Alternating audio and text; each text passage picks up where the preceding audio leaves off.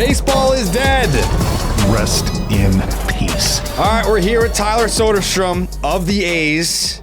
First and foremost, congratulations on the deal. That's awesome. The fact that your organization can look at you and be like, "Yep, this is a guy we want to, buy out those ARB years. We want to buy out some free agent years." And I believe the largest contract handed out by the A's. I was going to say, Jared, put some fucking respect on it, my man. It's not just a deal. This is the highest paid A's player in organization history, my dude. It says more about the organization, I think. But, no. That speaks more about the player. Yeah. But when you get broken off a check like that, how much of that is relief? Like, now I can focus on what I need to go out there and do. And how much of that is like, all right, well, now I need to be worth the investment to these people that paid me this money. Is it a combination of the two?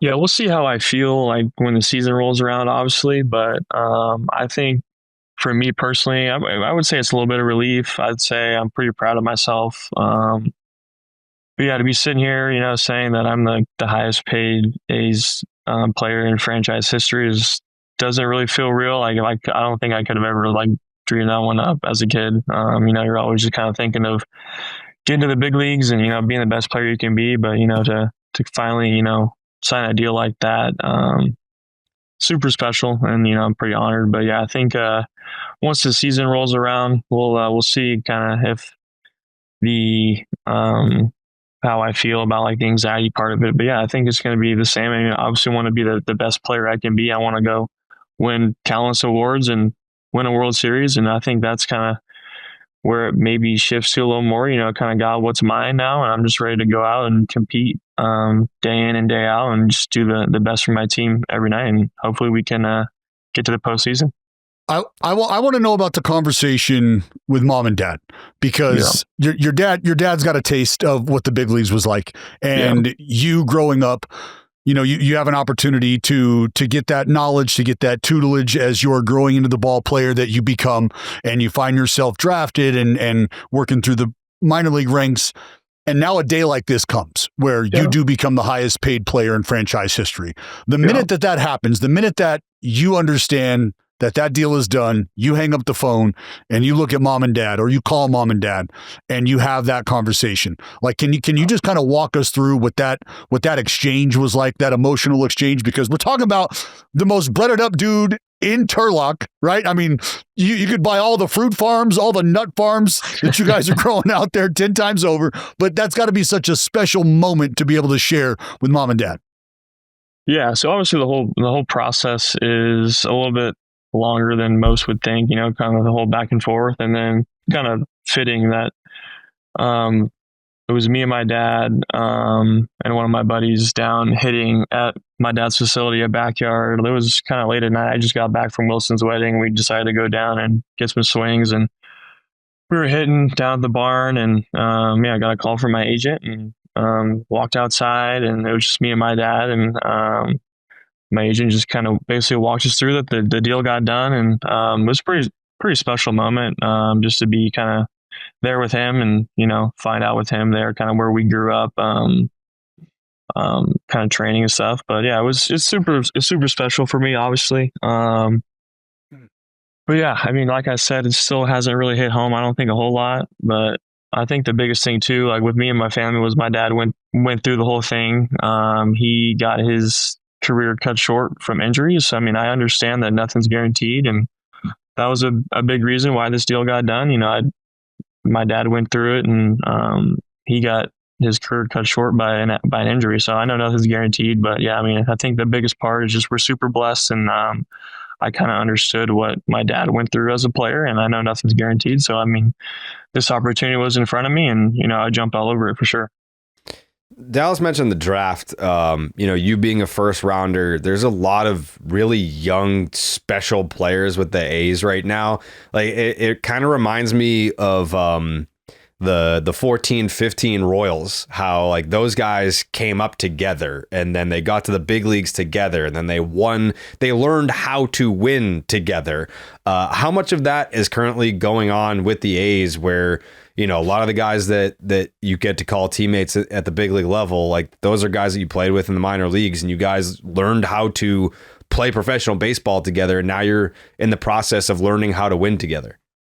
Yeah, I think you're seeing it kind of come to fruition right now. Like when I went through the minor leagues with Law and all those guys, like we didn't win a whole lot in the minor leagues either. I mean, we got crushed every night. You know, we kind of got up to the big leagues, was kind of the same thing, and then you kind of slowly saw like the bond that we started to build up there, and that process was kind of starting to turn around a little bit. And I think you saw it kind of last year a little bit, and the year prior, you know, we kind of started to put more and more together. But yeah, the bond is super special with those guys. I think just being all, you know, close in age really helps. You know, we all kind of understand each other. And then even off the field, I feel like all the wives and the girlfriends get together really well. So I think it's something special that's brewing. I'm super excited. I know the guys are super excited as well. But yeah, I think just the whole process that we went through from the minor leagues to now the big leagues. I mean, like I said, we didn't win in the minor leagues. We didn't win right when I got called up. So I think it's we're definitely turning in the right direction for sure. Something that I have tried to do my very best during our broadcast, when you're not hearing me running my mouth, you're out there dropping dick. And the minute that this deal went through, I jumped on the internet and was trying to contextualize like who you are as the guy that I know off the field, the guy that I know away from the field, but also the type of player you are. You're somebody who, and you mentioned it, coming through the minor leagues, buddy, you were a signal caller. Right. And like we can talk about how much you liked or did not like putting on catcher's gear. We can talk about the transition over to first base. And I made sure everybody knew that, you know, when you have a guy like Nick Kurtz show up who went on to win the Rookie of the Year and he's going to play first base, there's only so much space that's left for a player, regardless of how well things are going. Now you find yourself in left field. And I talked about the growth that I had seen with you. Sure, there's struggles, but there's also ridiculous plays that you've made out there. What was the transition for you like, knowing that I'm moving off of one position, learning another at the big league level, all while trying to figure out my swing and how I'm being attacked and how I'm going to attack and counterattack, and eventually finding yourself playing a third position that you probably never really even entertained. I mean, that's just not easy to do. And I've been trying to explain to people how difficult that shit is. Yeah, it wasn't easy. I just tried to stay like super like positive about it. I knew that going out there, like it was more of just kind of like, I just kind of put in my head that like this is like this is all natural to me. Like I know how to catch the ball, so like I've been catching the ball, like it's part of the game. Right? I know how to catch the ball, so I just kind of try to stay positive and make it simple as possible going out there. And I had Bob, you know, me and Bob are really close, so he made it easy on me, you know, kind of helping me like relate a little better out there, just in kind of simpler terms. But I just try to stay positive and just went out there at BP and you know, felt like I hit the ground running pretty good. Like I wasn't really concerned with reading the ball or anything. I think the biggest thing for me was just kind of learning to navigate the warning track. And then all the things that, you know, can speed up on you. I didn't understand like those aspects of it. Like we saw in Cleveland after the All-Star break, the game kind of sped up on me a little bit. So that's like one of those learning moments I was going to go through. But I think I just tried to stay positive. I felt pretty natural out there from the get, just based on the game I've been playing my whole life. I mean, I bounced around my whole life growing up in travel ball. I mean, I played shortstop my senior year in high school. I've been telling people I played short my senior year of high school. I played third base my freshman year of high school. So, you know, I bounced around the diamond. So I just tried to stay positive and, you know, kind of ended up working out. What's that back and forth like when Kotz comes up to you or brings you into the office? Because I mean, I have an idea of how that exchange went, but when Kotz says, "Sody, we're going to go to the outfield. We're going to left field." Like what was your reaction? I was kind of pumped up a little bit. I told him how good of an athlete I was and that I could really handle anything. So it was never a negative thing for me. I was almost more excited to, get out there and, be as versatile as I can. I mean, I thought it was actually something that could really help my career and the path of it, from the jump. So it was something I was excited about. Like I said, I was never down in the dumps about it. I was never like uptight or nervous of what would happen out there. I was just kind of ready to get out there, and I kind of felt like I was ready to go like right away. Like there was kind of that, they wanted to give me that week of like, kind of settle in the outfield during BP and get some reps. I was like, oh, I was feeling comfortable from the get. I was ready to get out there. So, yeah, it was all positive things. You seem like a really chill kind of guy, but I mean, that April when, you're launching 9 bombs and like you're looking up and you're like keeping pace with Aaron Judge, was any part of you being like, oh shit, like it's different this time? Like I know that you were a toe tap guy and then you went more like flat footed. Like there was obviously like mechanical changes and all that, but how much of that was, you're surprising yourself, or you're looking at it saying like, I made an adjustment. This is what the results look like because I made an adjustment. Yeah, I think it's easy to get lost in like the failure that I had in like the first like season, basically the first kind of season of at-bats that I had. But like I understood that I could do it. I mean, I did in the minor leagues. So I was just kind of like chasing the feel of like, that breakout success again, because I've felt it in the minor leagues. So I don't know. Am I frozen? You guys got me? Yep. Got you, Dawg. Okay. Yeah, I was just kind of like the whole time I was going through those failures, I knew I could do it. I was just kind of chasing, and I finally found something that worked for me. So it was kind of good just to get that feeling again, and just competing with all the best guys in the league. So I just was really pumped up for myself and proud that I kind of was able to get going and show what I could do. What do you think were some of the bigger adjustments that you were? Well, you know what? Let me rephrase this, because you just talked about making the adjustments. I guess I want to ask, what surprised you about the big league level early on, and whether it's being surprised or realizing, okay, this is a little different. Because I know what I saw from my perspective, and again, you and I having our conversations around the cage, but I want to hear from the horse's mouth. I want folks to hear from your mouth. Like, what was something that initially caught your attention when you get to the big leagues and you realize, okay, I'm not just hammering lazy breaking balls in the zone that aren't doing shit. I'm not hammering fastballs with no finish. This is a different animal here. Yeah, I mean, we talk about it all the time, trying to figure out, what the difference of the minor leagues and the big leagues is. I don't think anyone has like the perfect answer, but I think a lot of it is, in the minor leagues, you're going through it, and you're kind of working on your own thing. The pitcher's kind of working on his own thing. They're not really focused on what your true weaknesses are. So I think just getting to the big leagues, they figure out kind of what your weakness is right away, and they kind of hone in on that, and they're so good up there. I mean, they're the best in the world. I mean, the whole staff from the starter to their worst reliever is the best in the world. So I mean, they know what they're doing with the ball. They got 3+ pitches that they can command and throw wherever they want, and if you can't hit something, they're going to exploit it. So I think just for me, just being able to find a swing that was super repeatable and that I could get my swing off most consistently was what I needed to find, and I finally found that. So I think I just think it's kind of a mixture of all those things that I kind of rattled off right there. Were there any like psychological challenges to that? Because I have to figure, if you're a first round talent, which you were taken in the first round, and it's like, all right, I know that I'm good enough to be taken in the first round of the big league draft. And then you work your way, you keep getting promotions throughout the minor leagues, and then you make it to the big leagues. And there obviously, there has to be some sort of adjustment, because as you just mentioned, guys are making adjustments to you, so you have to make adjustments back.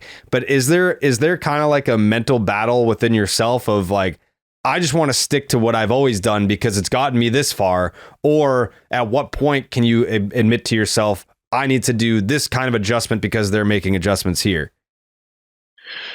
Yeah, it's, I definitely see. Yeah. Like, I think the biggest thing for me was I was just, like you said, like you're kind of stuck in your way. Like you got there for a reason. So you're kind of almost confused on why it's not working at the start, and you're just really trying to figure it out mentally, like going through all these scenarios in your brain, like why it's not happening for you. But I just think, it's not almost like I had to change my swing. It was just more like kind of just changing the setup and the starting position, just being a little shorter. I mean, that's really all I'm doing. I know I'm down way earlier, but I feel like the swing still feels the same. It's just kind of had to change the starting point and kind of shorten it up a little bit. But yeah, it's kind of just a little confusing. I don't really know how to explain what I was going through, but it's not a great feeling. But yeah, I'm just glad to kind of be on the other side of it.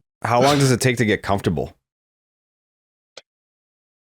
I just feel like our situation was so unique in that part of it. But I mean, I knew I was around a lot of them. I mean, I got drafted in 2020 and I was in big league camp from 21 all the way through. So, I mean, it was pretty familiar for me. I knew kind of everyone on the club. I think for me, the biggest thing was just kind of like feeling like I belonged, like kind of feeling like I wanted like to contribute to the team was probably the biggest thing for me. For comfortability, like I wanted like help my team win. I didn't feel like I was doing that, so it probably weighed on me a little bit, but that was probably the biggest thing.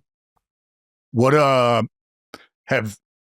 we've watched old Bangaliers eat at the top of the lineup. We've watched Curtsy do damage at the top of the lineup. Are we firing off a text to Kotz? Are we having a little conversation with Kotz in spring training? Hey, lead off ? Holler at your boy. Like, is that something that you've even entertained? I mean, I don't know. I mean, that's never really crossed my mind, lead off, but yeah, I mean, what do you think, Dallas? You think I'm a good leadoff hitter or what? Buddy, I've been telling people that I think there's a batting title in your future, my man, because I have watched you make the adjustments that you have made. I've watched you, we talk about being exposed in certain areas, and I've watched you be frustrated and then in a matter of a week go, all right, well, I'm done with that. I'm not going to get beat that way anymore. And then sure, maybe another hole opens up. And then I've watched you go, well, we're going to start hammering that pitch now. And it's almost like you're leaving hitters or you're leaving pitchers, sort of flummoxed, like, well, fuck, I thought I could go up there and I can't anymore. I thought I could spin this one and I can't anymore because there's damage being done.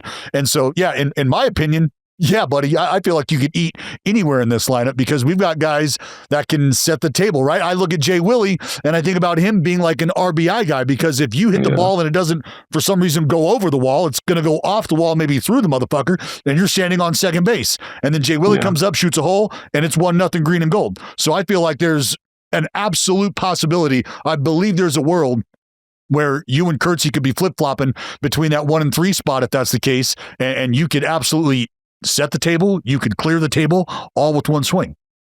Yeah, I don't think I've ever hit leadoff in my whole baseball life, so definitely be something new to me, but I'm down for it. So yeah, I'll get Kotz on the horn. You can let Kotz know, or I can let him know in spring. Yeah, we'll maybe play around within some spring games. I love it. Who's your favorite guy to talk hitting with around the cage?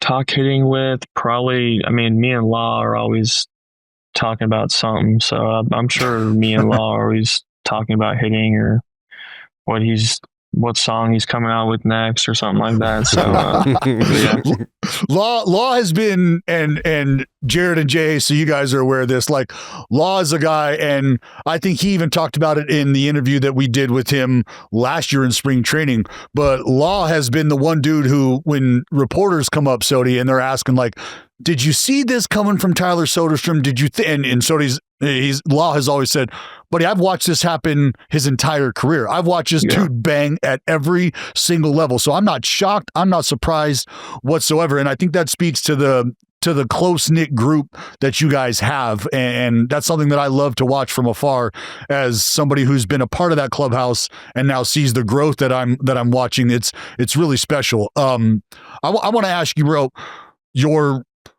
your aha moment, this is the big leagues. Welcome to the big leagues moment. Have you had that moment?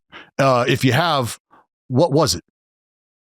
Yeah, I mean, I feel like it goes back to the debut. I think I worked a walk in my first game and I got on second, and Correa was right there, and I kind of like looked up. I didn't really realize how big Correa was, and I was like, damn, this dude's huge. But yeah, I think just kind of seeing Correa out there was pretty eye opening for me. But I think just the whole process of it. I mean, obviously breaking out this year was pretty special for me. To have a multi-homer game on opening day, and then kind of continue that first month on a heater was probably the biggest. Like, all right, I'm here now. Like, let's keep this going.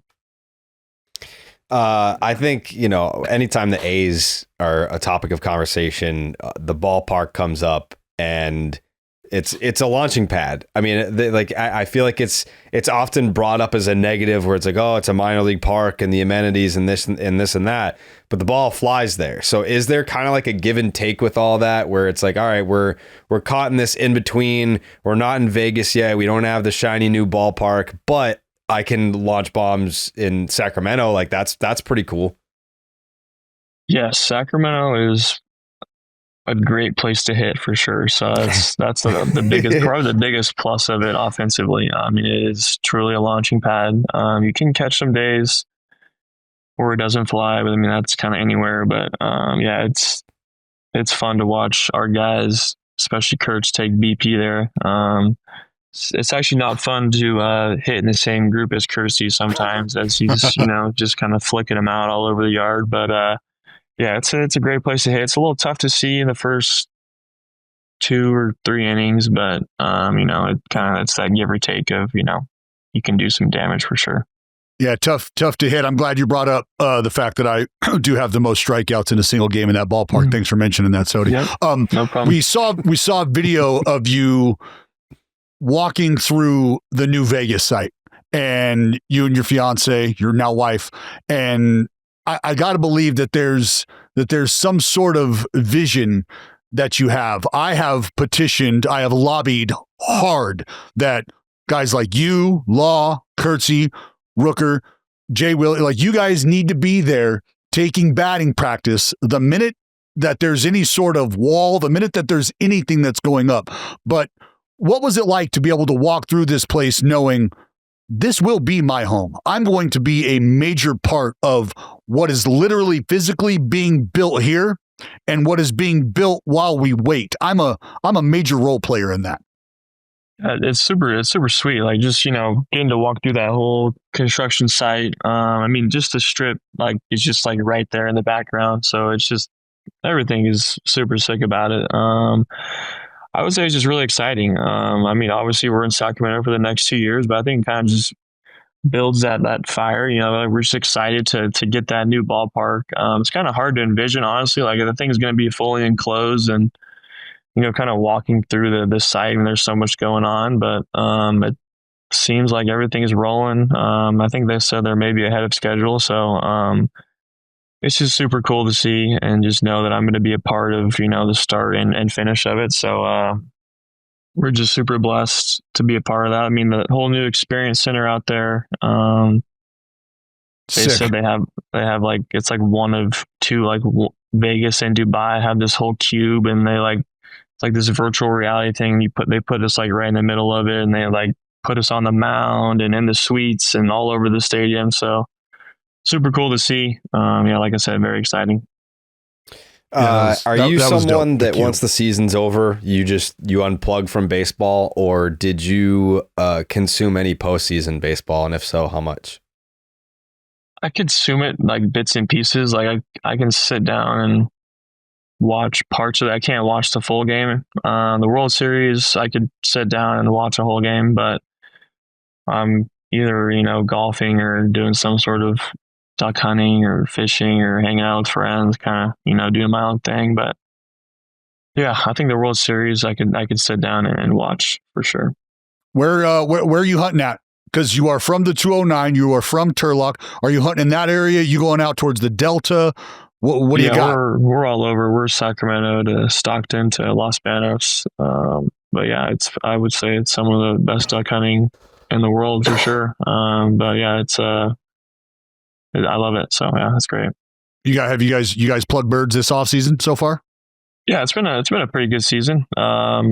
First 2 weeks are always really good, and then November rolls around. We call it Slowvember, pretty bad, and then December's okay, and then January is usually lights out. So it's been fun. Nice. Yeah. You want to hit him with the hot tub, Jared? Yeah. All right. So if you were to get in like a standard time machine, just like normal functions and all that, if you could go back in time to any moment in baseball history, you can sit there, you can watch it, pick any seat in the house. You can't play in it, you can't perform in it. You're just watching this. What moment in baseball history are you going back to? Dude, I'm not like a huge baseball historian, dude, but I'll just keep it like pretty like family oriented. I'll just go like my dad's major league debut. I feel like that'd be super special to That'd be like cool. sit in Candlestick, my family, Freeze your ass off. watch my dad. Debut. That'd be a cool one. Not everybody's got that option, my man. Right. That's a pretty solid option. Yeah. Historian be damned. To go back and watch Pops make his big league debut. Oh yeah. Very special considering he got to watch you make your big league debut and has now watched you grow into the highest paid player in A's franchise history. That is Tyler Soderstrom. Banger extraordinaire. Sody, we appreciate you coming on, man, very much. Look forward to seeing you in spring training, giving you a big hug. Congratulations to you in person. But until then, my man, go blow some Bills off some Ducks and enjoy your offseason, brother. We'll do, man. I really appreciate it, guys. Thanks for having me on. I had fun. Anytime. All right, brother.